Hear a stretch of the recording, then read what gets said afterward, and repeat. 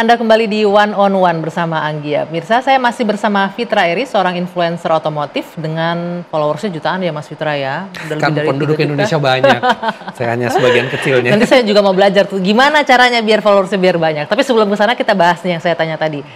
Pernah nggak dari mulai kasus ini mulai rame, kemudian mulai banyak tuh komentar yang masuk ke sosial media Anda atau ngomong langsung, Mas Fitra ternyata bener nih saya pernah ngerasain mobil saya ternyata rusak, jangan-jangan karena itu Pertamax oplosan. Nah ini uniknya, jadi saya tuh mendeteksi, saya selalu pantau sosial media, termasuk komentar-komentar, baik dari akun saya maupun akun otomotif yang lain. Itu ada semacam gelombang keluhan dari masyarakat, ini kenapa ya saya kok habis pakai BBM dari Pertamina pada saat itu, kok lebih boros dan lebih tidak bertenaga dibandingkan saya pakai dari BBM swasta. Wait, itu setahun yang lalu? Kira-kira beberapa bulan sampai setahun yang lalu. Sebelum kasus ini dong berarti? Ada lumayan banyak sebelum kasus ini, Artinya sudah ada keluhan sebenarnya. Sudah ada keluhan. Cuman nggak tahu penyebabnya tapi apa. Tapi terus ada yang mereply gitu kan. Oh mungkin SPBU-nya bukan SPBU yang ini kali, kalau yang di sini nih lebih konsisten gitu ya. Jadi ada tukar pendapat di situ. Tapi terus banyak juga, oh ya saya juga sama ngerasain yang sama. Saya sekarang pindah ke swasta, nggak mengalami itu lagi gitu ya. Tapi udah nggak sampai viral gitu. Tapi dia menyebutkan bahwa SPBU-nya atau produknya produk punya BUMN. Dia menyebutkan, cuman mungkin nggak etis kalau kita sebutin. Iya, produk BUMN punya, bukan swasta yang bermasalah beberapa bulan lalu menurut mereka gitu ya. Terus tiba-tiba ada kasus ini, jadi kesannya mereka tuh langsung nyambung membenarkan jadinya. Itu kan tuh gitu kan ya. Bener kan tuh gitu ya. Walaupun jadinya. Menurut Pertamina itu hanya terdampak sampai 2023 ya. Betul. Kemudian mereka, nah kan, dan setelah itu banyak yang bersuara. Bahkan sampai ke level ojek online yang mereka sangat perhitungan untuk membeli bahan bakar. Mereka lebih rela membeli bahan bakar yang lebih mahal supaya aset mereka, motor mereka itu terjaga gitu. Nah ini kan jadi seperti benang merahnya menyambung gitu ya. Entah itu benar terjadi atau tidak, tapi kok bersamaan dengan kasus ini terkuak. Tapi Anda sendiri selama di dunia otomotif mungkin tukar-tukar mobil udah sering kan ya, gonta-ganti segala macam, ngetes segala macam. Tadi sempat ngetes bikin oplosan sendiri. Iya. Pernah nggak ngerasa juga, oh kayaknya pernah nih mobil saya pakai ini, ternyata waktu itu jangan-jangan ini gitu. Saya sendiri kebetulan kan yang ini yang dimasalahkan kemarin oplosan itu kan Pertamax. Kebetulan saya sendiri itu terbiasa untuk memberikan mobil saya memang oktan yang terbaik yang ada di SPBU itu. Jadi sangat-sangat jarang saya mengisi Pertamax, saya lebih ke oktan 98 biasanya. 95 atau 98. Baik itu dari produk BUMN maupun dari produk swasta. Ya, jadi saya sendiri tidak punya pengalaman itu. Tapi teman-teman mungkin ada yang pernah cerita lagi nggak? Apa spesifiknya? Selain tadi kalau tadi kan komentar netizen yang unik juga waktu itu saya kebetulan ikut balap. Saya ikut balap. Di balap itu ada peraturan oktan yang boleh digunakan maksimal segini. Tapi tidak disebutkan bahan bakarnya harus merek apa, tidak disebutkan. Yang penting oktannya sekian. Itu selalu engineer saya, mekanik saya yang membangun mobil, selalu dia memilih satu BBM tertentu dari SPBU swasta. Saya tanya, kenapa ini yang dipilih? Kita udah ngetes semuanya. Ternyata ini yang performanya paling bagus. Loh, nggak mungkin orang semuanya sama kok. Semuanya sama oktannya. Performanya paling bagus itu dalam hal apa, Mas? Horsepower. Tenaga mesin dan konsistensi tenaga setelah mesin itu panas. Itu yang dilakukan oleh engineer. Saya nggak tahu dia berapa banyak yang dicek sama dia, tapi akhirnya dia selalu memilih bukan produk dari Pertamina gitu kan. Sampai saya bilang coba aja, kenapa nggak coba gitu kan? Karena balap itu adu cepat, ya terus saya lihat nggak mau coba-coba, ngambil resiko. Dia nggak mau coba-coba mekanik saya ini. Oh gitu ya. Jadi tapi kalau saya sendiri harian saya nggak anti Pertamina, kadang-kadang saya juga isi, tapi memang saya selalu oktan yang paling tinggi. Dampaknya Pertamax oplosan atau let's say lah semua apapun BBM oplosan jenisnya, brandnya apapun terhadap kendaraan roda 4 dan roda 2 itu akan sama merusaknya. Selama mesinnya mesin piston pembakaran dalam gitu ya, mesin pembakaran dalam, efeknya kurang lebih akan sama. Tapi motor itu dia tidak secanggih mobil untuk knocking sensornya. Dia ada toleransinya nggak sebagus mobil. Malah banyak motor yang belum dilengkapi dengan knocking sensor. Jadi motor akan langsung lebih terasa. Cepat rusaknya gitu ya? Terasa Lebih cepat efeknya. berdampak, oke. Kalau rusaknya belum tentu, kecuali terjadi detonasi atau ngelitik itu.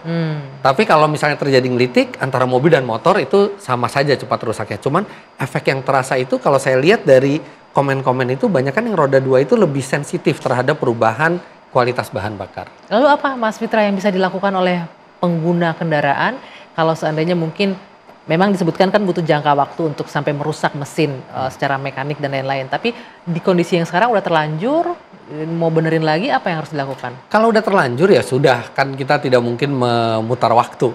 Kalau misalnya alhamdulillah mesin belum mengalami kerusakan mekanikal, belum ada getaran yang tidak wajar, belum ada suara yang tidak wajar, nggak apa-apa. Kosongkan saja bensin Anda sekarang, habis itu pilih bensin yang Anda yakini bahwa itu bagus ya, sesuai dengan standar. Oke, nah balik lagi nih, kita bicara soal yang lagi viral kasus kemarin itu.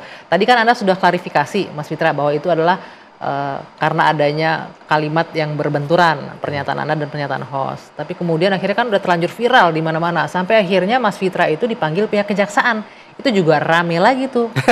Boleh cerita nggak ke kita? Ya, jadi, apa yang dilakukan di sana, berapa lama ditanyain apa aja kira-kira? Jadi saya ditelepon suatu hari itu sama nomor yang tidak dikenal. Oke. Biasanya nomor tidak dikenal itu saya nggak angkat. Okay. Cuman entah kenapa hari itu saya angkat. Dan 5 detik pertama saya pikir penipu yang nelpon saya. Kenapa? Karena ngomongnya... Halo, dengan Pak Fitra Eri, kami dari Kejaksaan Agung Republik Indonesia. Pas terima itu sempet kaget nggak? Aduh, ini pasti nipu nih, saya pikir gitu kan. Oh, terus gitu. saya pikir kan, karena ngapain Kejaksaan Agung? Saya pikir mungkin mau mengancam. Tapi kok ternyata obrolannya tuh tidak ada mengancam sama sekali gitu kan. Pak Fitra, kami butuh keterangan Pak Fitra untuk di Kejaksaan Agung gitu kan. Apakah boleh kami mengundang gitu kan. Oh, ya udah, saya bilang, saya masih jaga-jaga, kirim aja dulu surat panggilannya, nanti saya akan penuhi. Gitu. Oh, disebut langsung diminta datang sebagai saksi atau hanya saksi? Jatuhnya di sini sebagai saksi sesuai keahlian Anda ya? Iya, mereka nggak bicara secara spesifik. Saya tanya tentang apa? Oh ya, tentang kasus yang lagi ramai sekarang ini gitu kan. Itu tanggal berapa Mas diteleponnya? Minggu lalu ya, saya lupa tanggalnya tanggal berapa. Kan dipanggilnya tanggal 5 ya kemarin. Iya, tanggal 5. Kira-kira 2-3 hari sebelumnya ke sana ya. Kemudian datang surat panggilan, dan surat panggilannya itu jelas bahwa ini terkait dengan perkara korupsi yang di Pertamina, dan saya juga nggak tahu saya mau ditanya apa, tapi sebagai warga negara yang baik saya nggak mungkin menolak panggilan. Dan ketika itu dipanggil, ternyata saya tidak bisa membeberkan secara detail pertanyaannya, tapi ternyata pertanyaan tentang teknis umum, mirip seperti yang Mbak Anggi tanyakan ke saya gitu ya. Jadi tidak terkait dengan proses korupsinya segala macam itu. Kasusnya pasti enggak berarti tidak sama sekali. Tadinya saya mau diem-diem aja. Maksudnya saya juga nggak nge-post story, apa gitu ya. Akhirnya itu ditungguin wartawan kayaknya banyak. Kejagung tiba-tiba kok sore ada wartawan nanya, Mas Fitra tadi benar ke Kejagung, ditanya apa aja? Mas Fitra kok tiba-tiba banyak gitu kan.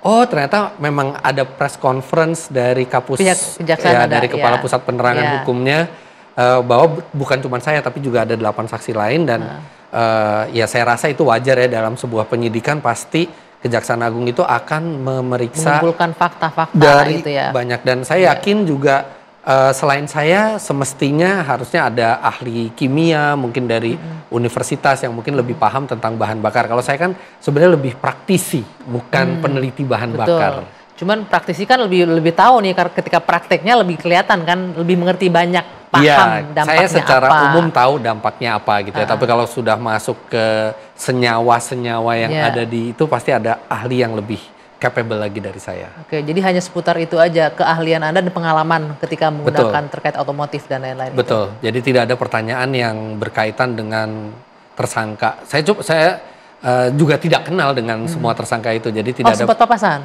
Enggak sempat papasan. Sempat terpisah kan ketika? Iya, terpisah sendiri-sendiri. Oke, menarik ya. Jadi hanya terkait keterangan berkaitan dengan hal teknis. Iya, tapi kan judulnya media kan diperiksa sebagai saksi Kejagung dalam kasus korupsi kan. Apa jangan-jangan benar diminta jadi influencer nih? Enggak kan? Saya yakin kan di sini 100% saya tidak terlibat sama sekali. Tidak pernah ditawarkan, pernah ditawarin juga nggak? Akhirnya sampai sekarang dari Pertamina, akhirnya ada yang ngubungi nggak dari sekarang? Waktu itu sempat ada Pertamina menghubungi habis dari TV One kemarin, dari pihak agensinya menanyakan apakah benar ada pihak Pertamina yang sudah menghubungi. Mengkonfirmasi, bukan nanyain mau nggak jadi influencer, itu bukan juga kan? Bukan menghubungi saya, tapi menghubungi tim saya, dan tim saya bilang enggak, itu terjadi tabrakan suara gitu kan, dan saya juga harus fair dong, dan saya juga melakukan klarifikasi, walaupun itu bukan kesalahan saya, tapi saya klarifikasi karena saya inginnya informasi yang saya sampaikan itu tidak misleading. Betul. Tapi setelah itu ada lagi nggak yang menghubungi untuk tolong dong Mas Fitra bantuin kita untuk mengembalikan kepercayaan publik, atau bantu dong review produk ini gitu, terkait itu nggak ada? Belum sih, belum ada, dan saya rasa juga message yang saya sampaikan kan cukup jelas gitu kan. Nggak mungkin setelah saya memberikan message seperti itu malah datang. Tapi kalau ada yang nawarin mau? Enggak dong. Kalau misalnya tergantung. Jadi gini. Saya itu tidak pernah meminta endorse. Saya tidak pernah datang ke satu perusahaan, mau nggak dibantu promosi? Nggak pernah. Pasti perusahaan itu yang datang, dan itu pun harus saya lihat. Endorsement itu hanya untuk membeli space di sosial media, bukan buat membohongi masyarakat. Ketika yang disampaikan itu mau untuk membohongi publik, mau dibayar berapapun akan saya tolak. Dulu saya pernah menolak banyak produk, termasuk produk penghemat bahan bakar. Pernah ada menawarkan saya tes selama seminggu, nggak ada pengaruhnya, dan dia bilang karena dia sudah dapat red card waktu itu, kita bayar 2 kali 3 kali lipat, nggak apa-apa. Saya bilang, no, ini bukan masalah bayaran. Mas Fitra, jangan bohongin masyarakat ya Mas Fitra ya, jadi influencer jangan. Uangnya nggak seberapa, dosanya luar biasa gitu ya. Oke, nah menarik nih Mas Fitra, tetaplah memberikan informasi yang sesuai dengan kondisi yang sebenarnya. Dan gitu, ini juga mungkin kalau ada yang teman-teman yang mungkin followernya banyak, terus jadi influencer gitu ya. Ketika kita mendapatkan endorse, ya kita harus percaya bahwa bayaran itu hanya untuk membeli space bukan buat bilang yang jelek jadi bagus. Itu ya buat teman-teman influencer tuh pesan yang bijaksana dari Om Fitra Eri. Oke, kita akan lanjutkan lagi. Ini saya yakin penonton One on One banyak pengen tahu, karena mungkin ada sebagian yang kemarin sempat merasakan banjir, kendaraannya terendam banjir. Apa yang harus dilakukan? Kita akan bahas nanti usai jeda. Tetaplah bersama kami di One on One.